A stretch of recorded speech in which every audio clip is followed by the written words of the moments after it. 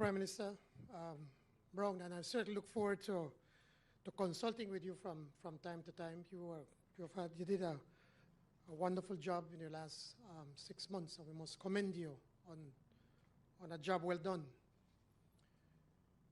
Distinguished heads of government, Secretary General of Caricom, ministers, heads of regional institutions, members of the Diplomatic and Consular Corps. I see ministers of government, members of the House of Representatives, and CEOs. Ladies and gentlemen, a warm welcome to Belize. I am especially happy to welcome you all to San Pedro and Burgess Key, better known as La Isla Bonita. San Pedro is a destination which attracts many foreign and local tourists. It epitomizes beauty and leisure, which unfortunately many of us will not get to fully enjoy this week. But San Pedro is truly a microcosm of the challenges we all are facing as small island and low-lying coastal developing states. Beaches here are eroding because of rising sea levels. The Belize Barrier Reef, a World Heritage Site, is struggling due to coral bleaching. A growing population is testing the limits of the island's capacity. More recently, the COVID-19 pandemic dealt a devastating blow to San Pedro's lucrative tourism industry. But the resilient people of San Pedro did not succumb. They did not give up. When tourism ebbed, they pivot to fishing.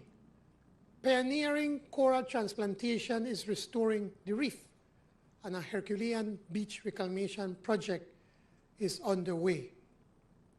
Yes, we are adapting and mitigating. We are spending millions to meet these crises because we must, even though we did little to cost them. Unfair, yes. The harsh reality of the 21st century, Prime Ministers, ladies and gentlemen, this 33rd Inter-Sessional Meeting is a particular consequential meeting. We meet at a time when unprecedented and existential challenges coincides with our citizens' expectations for relief and prosperity. The international climate is riddled with crises, conflicts, and suffering. Every country, every region is managing, they say, unprecedented challenges with, they say, inadequate sources. The global unraveling is occurring against the backdrop of what appears to be a new Cold War. As we meet, Russia has invaded Ukraine. This is a flagrant violation of international law. We condemn it in the strongest terms, this unjustified invasion. There must be an immediate cessation of hostilities and immediate and unilateral withdrawal of all Russian troops from Ukraine. We call for all to respect their obligations under international humanitarian law. The uncertainties that exist are proof positive that multilateral cooperation and support are indispensable to effectively countering the immense challenges we face. At the same time, at national and regional levels, we bear the responsibility of meeting the aspirations of our people for development, for improved standards of living, and for opportunities. This is our primary duty, our enduring mission. Across Caricom, we are contending with the worst economic recession in modern history. In 2020, our country saw double-digit economic contraction. Thousands of our citizens were suddenly unemployed. Remittances dried up. In Belize, we estimate that the poverty rate has increased from 50% in 2018 to 60% by 2021. 2/3 of all Belizeans are poor. This is clearly unacceptable. No doubt, similar circumstances obtained across the region. The robust economic recovery that appeared to be at hand in the first part of 2021 is now slowing. In August 2021, ECLAC projected that the Caribbean would grow by 4.1% in 2021. By January 2022, ECLAC revised its projection to 3% and a measly 1.2% excluding Guyana. For 2022, ECLAC has already revised downward its projections for the Caribbean from 7.8% to 6.1%. In addition to these circumstances, many of us are carrying unsustainable debt loads and have limited fiscal space to mount the necessary economic response.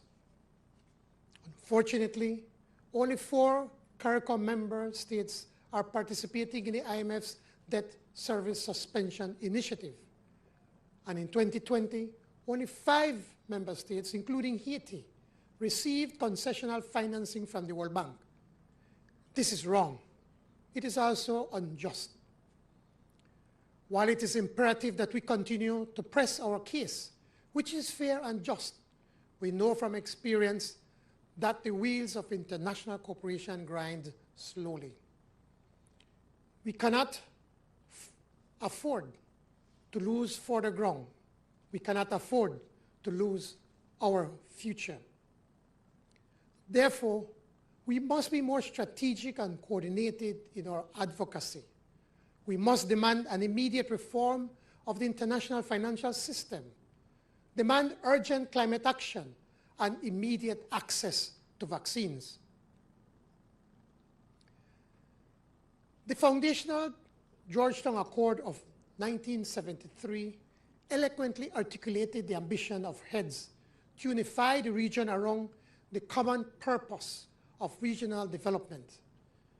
The Accord conveys a breathless urgency and need for unrelenting speed to achieve regional integration.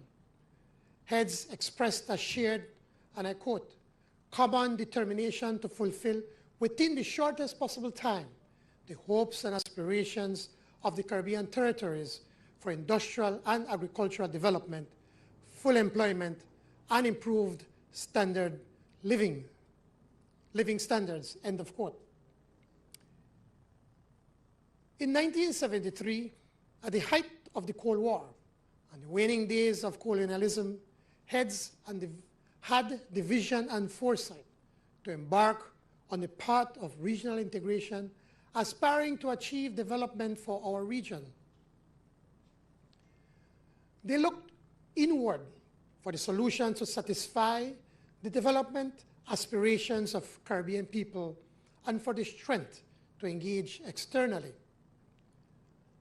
I turn to 1973 not out of romantic nostalgia, but to remind us of our roots, and more importantly, to suggest that we need to rekindle that founding vision, both as to the scale of its ambition of our integration and the speed with which we need to achieve its consolidation.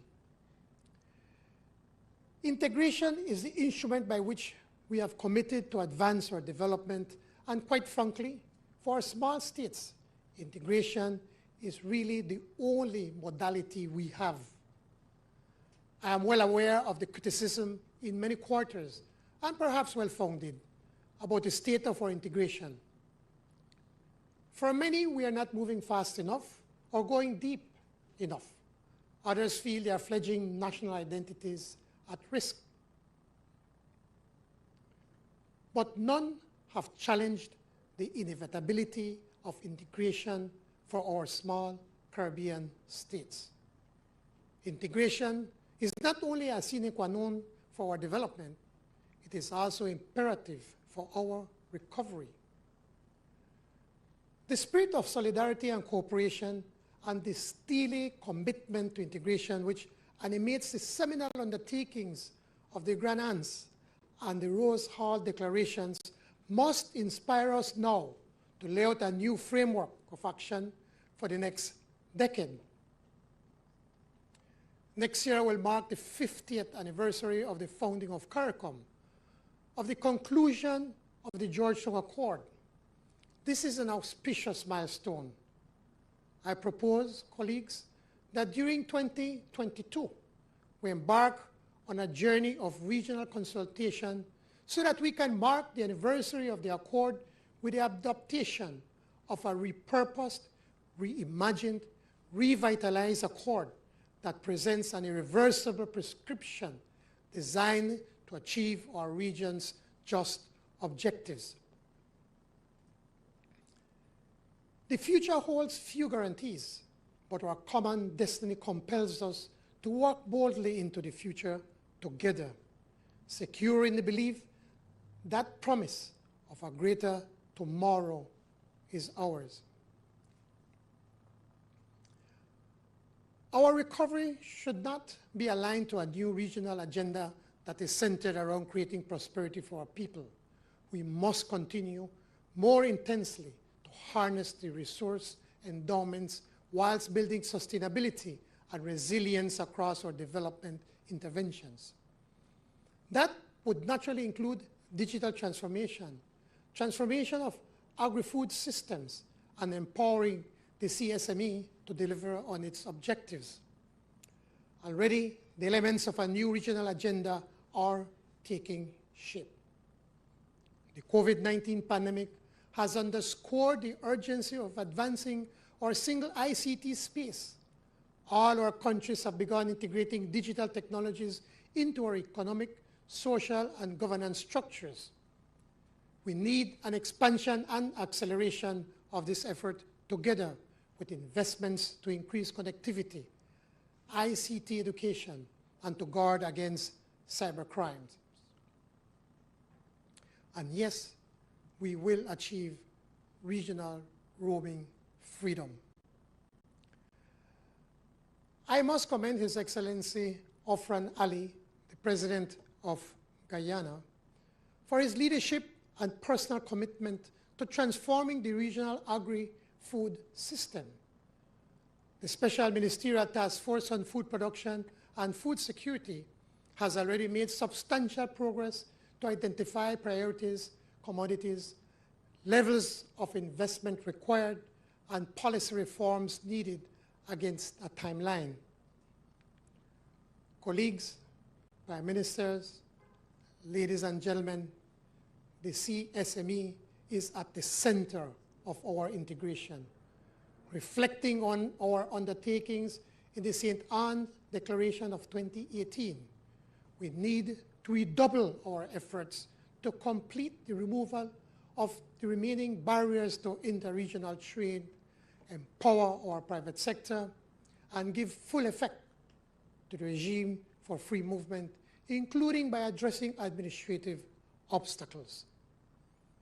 The CSME is the answer to the questions of how do we reduce the region's food import bill, of how do we generate economic growth, how we improve and benefit more from trade with extra-regional partners. A robust CSME is indispensable to building resilient economies. It is central to economic recovery. Integration binds together our community, and this community is at its core family. The situation of Haiti is of despair for all of us.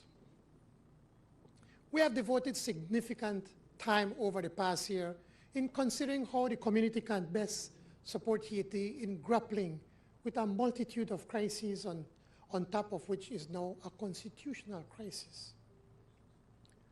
We do not have any easy or quick fixes, but what we know for sure is that the community will continue to walk alongside Haiti. We will continue to offer support, solidarity, and cooperation, and we will continue to advocate for an international response that is commensurate with the needs of Haiti. As we seek to fortify our region, we do so in the context of profound global crisis. We're entering the third year of a global pandemic that has permanently changed the way we live and work. Whether our region transitions to the epidemic phase of COVID-19 will depend on accessibility to vaccines, COVID-19 specific treatments, and other therapeutics. Unfortunately, vaccine access and hesitancy remain challenges for several of our member states. We will discuss during our meeting how to overcome these setbacks. It is time to live with COVID. Global action to reverse the trajectory of the climate catastrophe has fallen dangerously short. The world is perilously hurtling towards reaching the global temperature threshold of 1.5 degrees centigrade. Accessibility and scale of climate finance is not commensurate with urgent needs for adaptation and mitigation. We are countries on the front line of this climate emergency. Our existence is at risk. We must send a clearer message on our expectations and demands for global climate action, including the strengthening of 2030 emissions reduction targets to safeguard the 1.5 degree temperature goal, scaling up of the climate finance beyond the US $100 billion through 2025, and of the need of SIDS for finance for loss and damage. Let me wind up by acknowledging that this is the first meeting of the conference at which the new Secretary General, Carla Barnett, a Belizean, I must add, is joining us. Welcome, Madam Secretary General. I want to commend the reform and restructuring of the Secretariat that ESG has already undertaken to better align directorates, workflow, and synergies. We look forward to seeing the review of community institutions in due course. In the same vein, I sincerely believe that the conference also needs to reform our working methodology to make better use of our meetings so that we are focused on the critical and strategic decisions that need to be made on the future direction of the community. I want to also thank the Secretariat for all their support in the preparation and conduct of this meeting. And I must thank the Ministry of Foreign Affairs in Belize, CEO Amalia Mai, and her staff for putting all this together in such a short time. Let me also welcome those colleagues who are joining the conference for the first time, Prime Minister Davis of the Bahamas and Prime Minister Pierre of St. Lucia. Prime Ministers, ladies and gentlemen, we meet today at this place called San Pedro and Burgess Key, Belize. It was first settled by the majestic Mayas and became an important trading place for the Mayas. The Maya civilization was advanced, it flourished, and then mysteriously waned. Life forever is guaranteed to no one. The Commonwealth Heads of Government meetings in Rwanda and the Summit of the Americas in Los Angeles, California are both scheduled for June this year. COP27 is expected to be held in November in Egypt. These are signposts on the road we will travel. There are forks in the road. We will face radically divergent paths on each occasion. Like the Mayas, let us remember that choices have consequences. Nevertheless, as I look to the future of our region, I am hopeful, I am optimistic, I am confident. Like the good people of San Pedro, we will have to dive deeply into a reservoir of resilience, ingenuity, and creativity to elaborate our own path for development and prosperity with trust and faith in each other. I thank you.